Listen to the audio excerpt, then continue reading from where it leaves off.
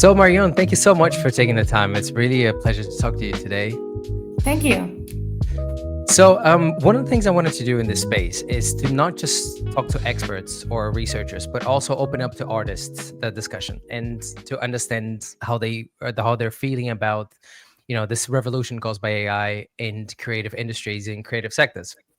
Yeah. And you're an independent artist, very prolific. We're going to talk about your work later on, but you've released 8 records in the last 11 years. You tour all over Germany, other countries in Europe. And which point did you start hearing the idea that AI could be creative, that it could make music? And what is your general feeling at the moment as an independent artist that lives off music and touring? That's a good question. I feel like the word AI has started to be everywhere in any podcast that I'm listening to or in the tour bus when we're touring with my band. Maybe I think only like 2 years ago. I think it's still a very, very new theme for me. And but even without purposely looking into AI myself, I'm not using it. I've never used it at all for creative purposes, and also hardly ever. I think I would say like in the last 2 years, it's been really almost every time we go on tour with the band, somebody also talks about AI, not because of music, but just because they're looking for an information, and then somebody will just check online and end up checking with AI, but actually not for a creative, not in a creative purpose. Right now, I've only heard about AI so much just yeah, for other information, but I'm just starting to think about it in a creative realm. And I must say, I'm very skeptic, and I am curious to see how my views are gonna evolve. But the first impression I have with it is I don't want to have it in the art. I don't Yeah, want to deal with it, and I feel protective for art. that is very interesting. Why is that? Where do you think is the root of that feeling? Yeah, it's interesting. And I was asking that myself yesterday before this interview, thinking it's interesting. My first reaction is a little bit like I want to protect the art. I think I want to know. I think as a person, I think I value if something is made by a human. Like if you're drinking your coffee from a ceramic cup, I feel like I value the cup more if I know it's been made by somebody, handmade, and I think I attach a little less value to it if it's been made industrially, or Hmm. like if there's a lot of it the same Hmm. way. Hmm. Um, and and I think regarding art, I still think it's the thing for me with art is it's a human expression. It's Hmm. about feeling, and I feel AI and technology generally is a tool, but I get very skeptic if it starts to be the creation itself, because I wonder where is the point of view of the human and where's the feeling behind it. And I think this is very human, feeling and a point of view. And I don't think like AI has feelings of its own, and I don't really think AI has one point of view either, or many point. So I'm that's the point that I will think there's a difference between use it used as a tool, or is it really the art itself? Yeah, as I mentioned before, you're a very prolific composer, right? So you started off here in Germany. You're originally from France, and you Yeah. moved to Germany. Um, and here you formed a band in the beginning, Antiquariat, which was the time when we met each other. Yeah, at a Um, concert. exactly. And you released 2 records with Antiquariat, one in 2013, one in 2016. And then you went on to form another band, Marion Sobo band, with whom you've released 6 other records from 2013 until 2024. And so it's 8 albums in 11 years, which is quite a lot. And on top of this, touring.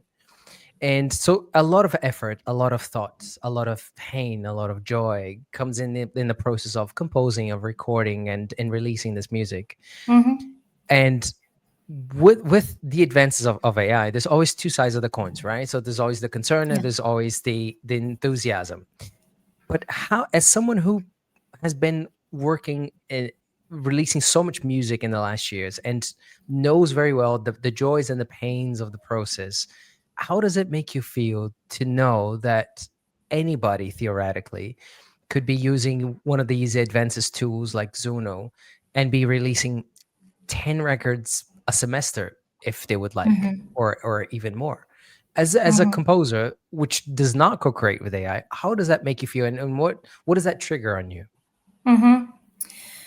Well, interesting that you listed all the albums because I never counted.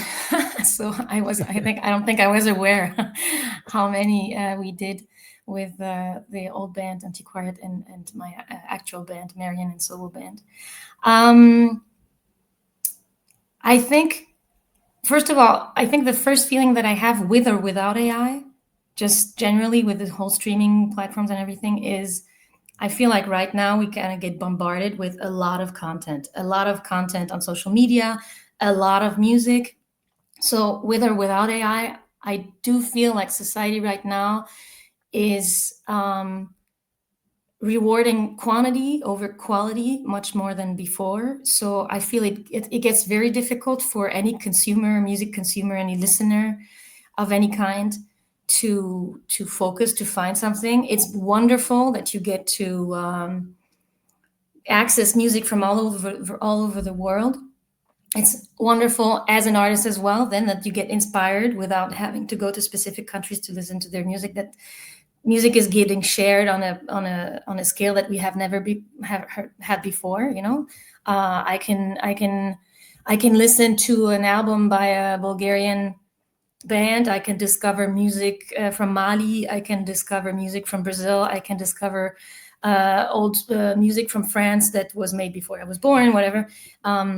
You could do this everywhere before, but now it's a different scale. So there's a good thing about it, but as anything that's on that quantity is, you get kind of lost as well.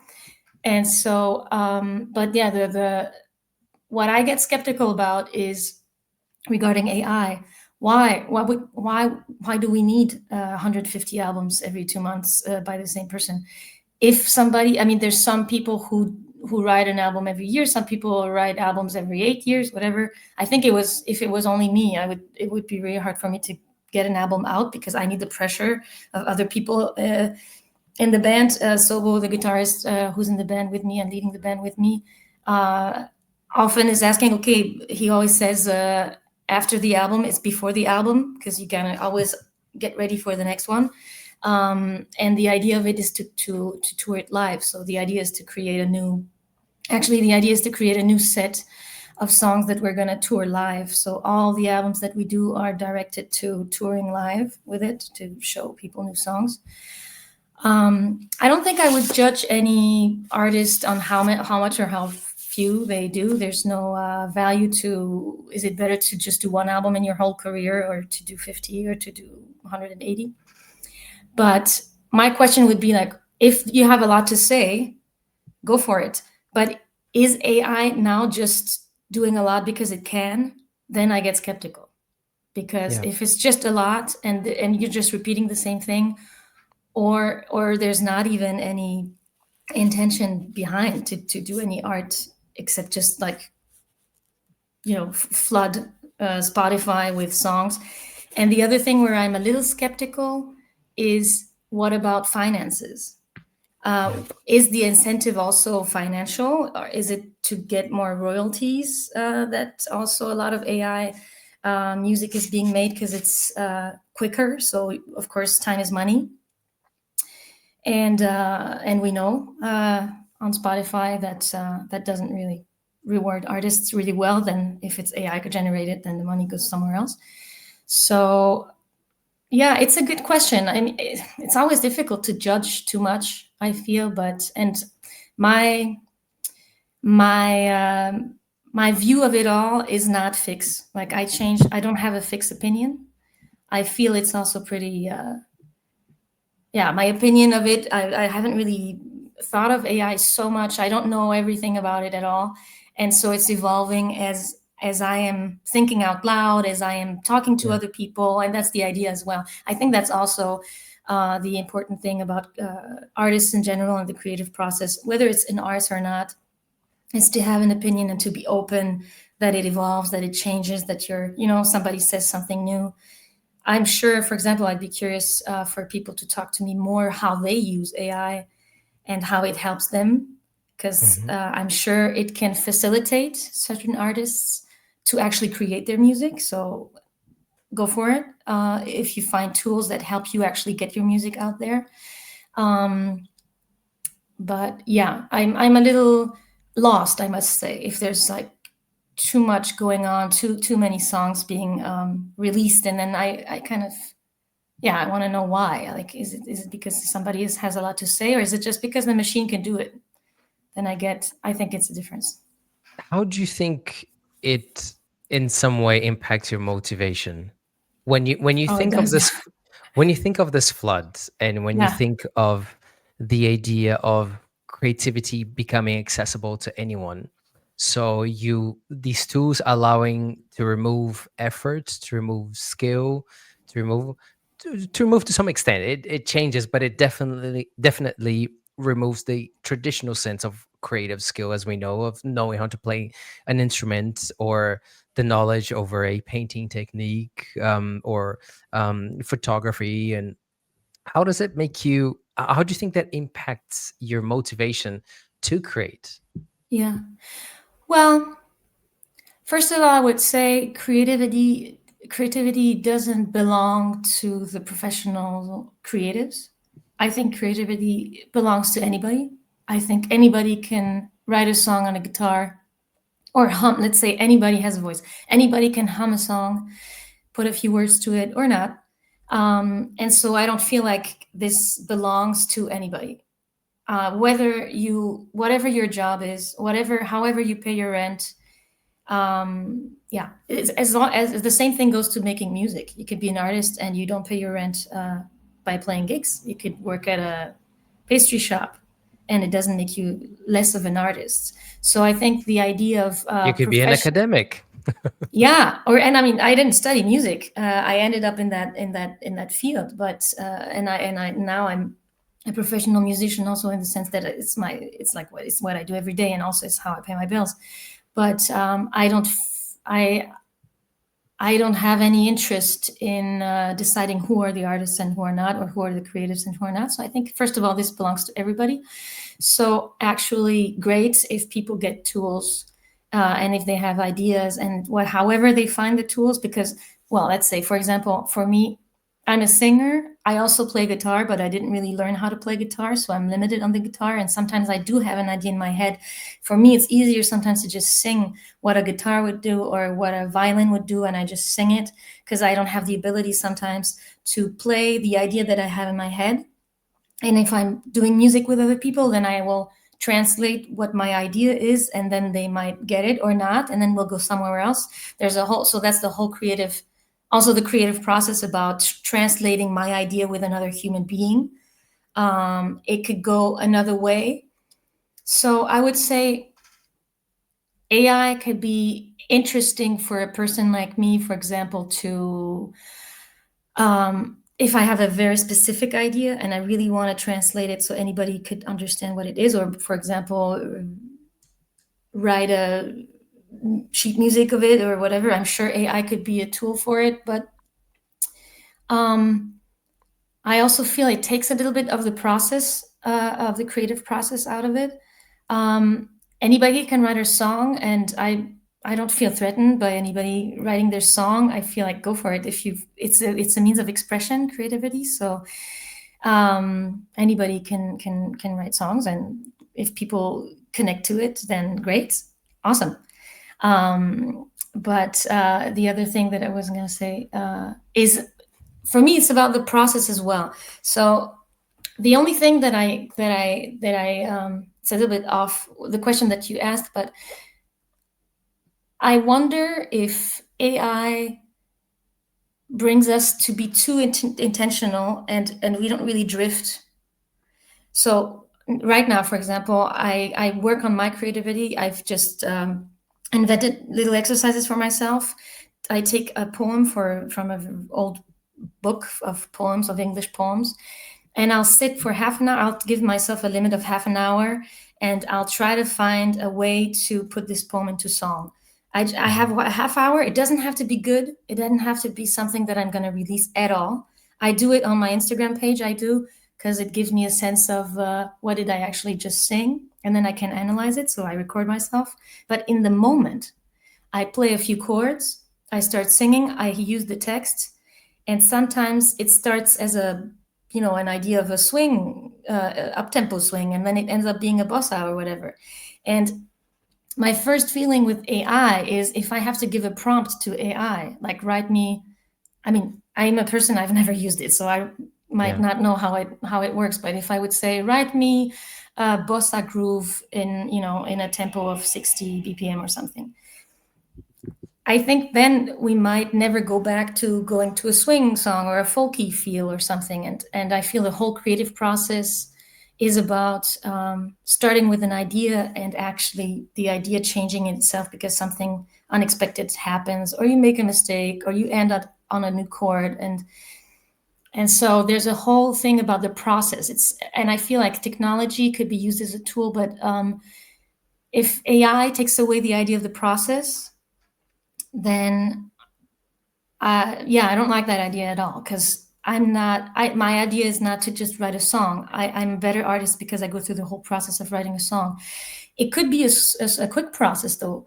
I don't think that artists have to suffer. I don't think that it's a better song if it took you hours. Sometimes the best ideas are the fast ones. Some of us are slower than others also. When I see my fellow musicians around me, people I know in Cologne, they're very fast at writing songs. When I write my own songs, I have a whole Dropbox filled with ideas that I haven't put into song yet because I'm also sometimes a slower writer. So yeah, there's different ways of doing it, but creativity belongs to everybody. And the important thing for us humans is to know that it is a process, and that's the beauty of it. Speaking of creativity and process, one thing which I find interesting when looking at the catalog of your work is the interchange of languages and perspectives on cultures.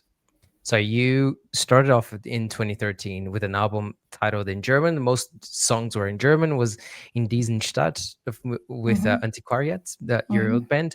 But you also have albums with titles in English, Afternoon in the Park, in Spanish, Gomera, which is a reference, obviously, The to Canary Island. Spain. Yeah. Exactly, where you often go, right, on holidays between tours. In quite a few records, there's a huge mixture of languages within the set list and references to different places and cultures. Why is that relevant to you? Um, I'm French, and I was raised with French and English as native languages, and I've always liked languages, foreign languages. I've studied actually my degrees in foreign languages, in English and German and Italian. And so languages have always been a huge passion of mine, next to music. When I arrived in Germany with the old band, it was very new for me to do a whole album in German. It's the only time I did it. And since then, I've only sang a few songs in German on my shows, but otherwise, most of the songs are in French. Some are in English, some are in Spanish, some are in Romanes from the Balkan region and from the Sinti and Roma people. And so I am very curious about using languages as music. So for me, a language, the sound of a language is music. As a singer, I can sing differently also if I sing in Portuguese or if I sing in German. And French are more percussive, so you can use consonants and stuff. It's also very interesting to sing to an audience understanding the words. I did say, though, on my concert on Sunday, because as I said, most of maybe in a whole set, as a whole show, I'd have like maybe two songs in German, singing for a German audience, and the rest is in French or English or whatever other language that I have. Um, I really like the aesthetic of languages as well. I like how different languages have a different way of conveying ideas. So you have different words. Some music, for example, when I write music with the band, some melodies, I feel, oh, this is a song for French. It wouldn't really work the same with English if I write. So I have a different feeling for it as well. And for me as a person, generally speaking, I really love to. I want to connect with people. I do it with music. That's the way that I connect to people and to the world. So for me, it's also very yeah. It's such a joy to be able to connect to music and to people in their language or with their language, and yeah. Moving to one of the challenging sides of this AI revolution is Mm-hmm. job threat. So, regardless of the sector, in academia, in the tech sector, there's a massive concern about job loss. Yeah. Um, is that a topic within your peers when you get together and when you're talking about advances of AI? Is it something that you're concerned about? Is it something which, I don't know, affects your sleep, or is it a topic before gigs or after gigs, Mm, or interesting. how is it for you all? Yeah, I remember talking to a double bass player who was playing with me about it, and we were actually saying, and because we've also had the pandemic, and so we really have learned to see how it really that concerts really didn't happen. So at one point you're like, oh, wait a minute, how, especially for people like me, I do release music, but I'm a stage musician. I want and I need to be on stage, and I make music for people in real life. And so we have already experienced how it could to go through these crises. And the thing that he was saying to me is because we're live musicians, except if you invent a hologram, we're quite safe in the sense that we do feel like the more society is going digital, I think the more people will need something I f- human. So I do feel, and I hope that the more we're, on our screens, I think, and I do hope people will go much more back to, and people go to concerts, but I feel like it's very hard to uh, replace a person on a stage, you know. yeah. So I don't feel like I'm threatened as an artist on stage. I think it's not easy to earn your to earn money being an artist. For me, the motivation is quite dimmed with streaming platforms. It's I really notice my motivation to release music is very low right now, because I'm like, you're going to release music. It's not about the money, but first of all, it's going to get lost in the flow of anything else. So you're not even going to get the exposure. People might not even listen to your music because they're going to have like a million other songs on their platform.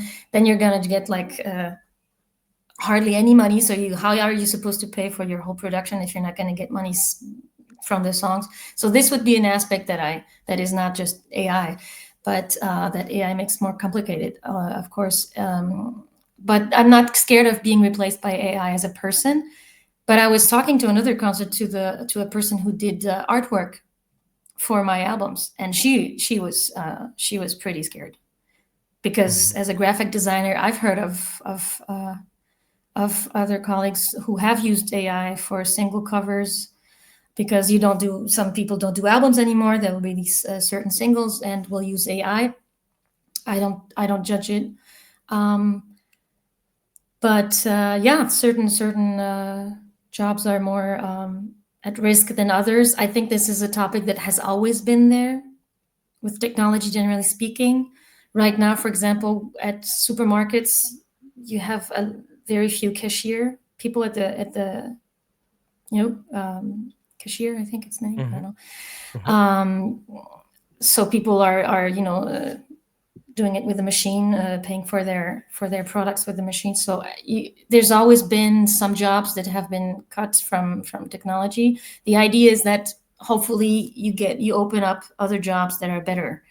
Mhm. Hopefully the machines and technology take care of jobs that are for humans that are uncomfortable. So as long as technology is helping humans, then it's great. And there's gonna always be a change. So some people will lose their jobs, but then new jobs will get created. I think this is how it's always been.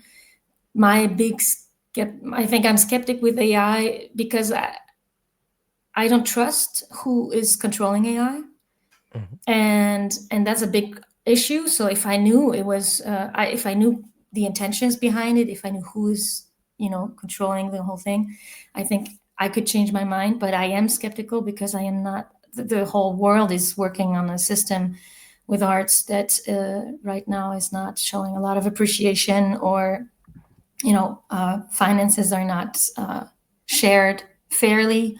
So this is why I think there's sometimes a little bigger skepticism for certain technologies, if you feel like they should help humans but not make our lives more complicated.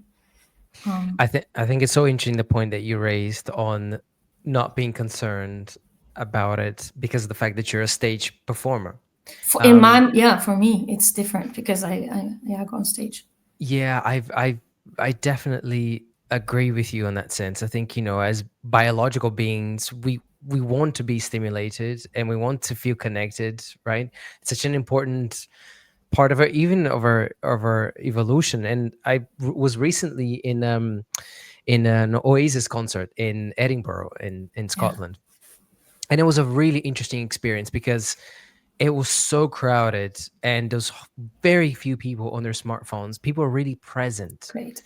And you could really feel that sense of connection, of belonging, because it's another thing of the flood of content is that we're having less widely shared experiences apart from, I don't know, your really big names like, I don't know, Taylor Swift or whatever. But other than that, it's becoming very, very fragmented.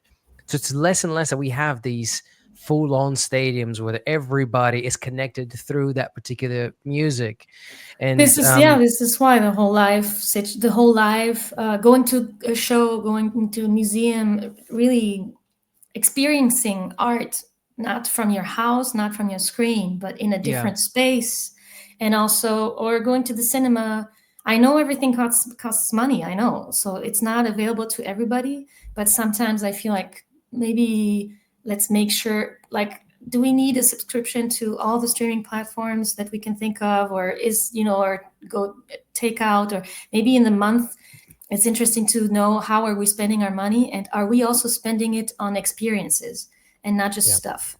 And I feel like in that sense AI is not a threat for me, because I what I do is I want to share a human experience. I want strangers to come together, or friends, to come together in a concert. It could be a little jazz club, it could be a bigger festival. However, I don't whoever, whatever your age is, whatever your culture, whatever your language, everybody's welcome, and we're there to share a human experience together, and hopefully go home, feeling more connected, and lighter in a way, but also with content, with not yeah so, some things to think about. And I don't feel like AI is going to threaten that. And yeah, so in my case, I think I'm curious to the more technology is moving as a so the thing is, I'm not against technology. I think it's just a pace that we maybe haven't seen before, mhm, and it feels like we're not in control. So everything where I feel like people are creating things and they're not in control of it, it scares me a little bit. So this is why this is the bigger feeling. I'm all about technology. I'm all about how music also evolved with uh, electric instruments that you didn't have before, and new sounds and whatever. So go for it. But I think uh, we shouldn't replace and lose the human experience. And the world right now seems like a very dangerous place to be in, with the whole climate and wars and everything. It's pretty scary. And I think the more we tap into how we connect as humans, I feel like the world would be a better place. So everything that makes us connect to each other again, we don't have to agree on anything, but art is the way to help us again feel our humanness, feel connected. As you said, go to a concert, and it's such a great feeling afterwards. So yeah. Marion, to finish up, I have three quick fire questions, Okay. and it's very well connected So you made the perfect leap to the final stage. Oh, The first one is, in times of AI, what makes human creativity unique? I would say the point of view, the point of view, and the voice in the sense of the idea of a person. Different people, yeah. Rapid fire. Okay. No, you can go on. You can extend your I thought don't if think you'd like. I don't think. No, that's why I think the point of view of a specific person I know it's is what really interests me. challenging because you're professional music and musician, and it's a passion of yours. But it doesn't have to be also related with music. It can be in other realms of art, and it doesn't have to be related with AI. But can you list three artists that have most influenced the development of your personality Of my personality. or your life in Um, general that have most influenced yeah, you? I mean it's rapid fire, so I'll just say the first things that come to mind, and I might change my mind in 10 minutes or tomorrow. For singing, and because I scat, I sing improvise. So for people who don't know, jazz improvisation on the vocals. Ella Fitzgerald is the main singer that has influenced me. Discovering that you could sing without using lyrics, and actually use your voice as an instrument without mimicking an instrument. But so I think like Ella Fitzgerald. I would say when I was a kid, Sting, I thought also was a great songwriter. I had his album Mercury Falling, and sometimes he was able to write a very simple sentence in English that anybody can understand. You don't have to be a poet or know fancy words, but in a way, a very philosophical filled sentence that just seems like a very easy, accessible sentence in the middle of a song, but then you really get the full meaning of the song. So I'm always for simple things that have a lot of meaning, not so much fancy words or anything. So I would say he would be the next person. And otherwise, on a musical side of things, I listened to a lot of classical music. I had a mixtape from Brazil when I was a kid. So everything that was different sounds that what I was listening on the radio in France, I would say, has I think made me. I'm a curious person. I'm very curious about people, and I'm curious about sounds and about cultures. So I think, yeah, that shaped me. And to finish up, what would be your message to musicians or creatives that are somehow concerned or skeptical about the impacts of AI in creative industries? Hang in there. No, um, stay hopeful. I would say it's easy in my case as well sometimes to tap into the whole, oh my, why am I doing it? I mean, is anybody listening anyways? Is anybody coming to the concert? And afterwards you do realize there are people out there. I know online they comment on the videos that I do, and they come to the concerts that I make. So there are people out there that are eager to find artists that they connect to. So I would say to artists, and especially younger artists starting, because I can't imagine how much harder it is now to start as a young artist. Believe in what you have to say. I think the most important thing as artists is to really state what do we have, what do we want to say, how do we want to express ourselves? Because if yeah, it's so much more. You connect so much more with other people than if you're trying to write music that you think somebody will like, or what right now what is trendy. I think it's just go back to what is it that makes you really, what it moves you. And the more personal it sounds, it doesn't have to be about your life, but the idea, the more you think about making music that makes you feel good. So do that. And what I have been doing as well for me with my little exercises that I show sometimes on my Instagram profile, that I actually just do for me, to remind me not just to make music to sell it, or to, it's to practice for a concert that you have to do, or I mean enjoying it, of course, but sometimes going back to making music just for the sake of it, without without releasing it, without thinking if it's going to be a good song or a bad song. Just make music in your apartment, take 20 minutes, write a little song, make you feel good, or process a few emotions, or so tap into that as well. I think that the world is showing it, because it's going at such a huge pace and it's hard to make a living from music. There's a pressure of being efficient and of making things that you can do something out of. So you write a song that you can release, or you write something. And I think it's very important in art also to do things just for the sake of doing art, without any other purpose than making you feel good, maybe making somebody feel good, or just feeling something. It doesn't have to be good or bad. You can write a song to make you feel sad because that's the emotion that you want to feel right now. So yeah, tap into that. Marion, thank you so much for taking the time. I really Yeah, appreciate thank you it. so much And too. keep making music.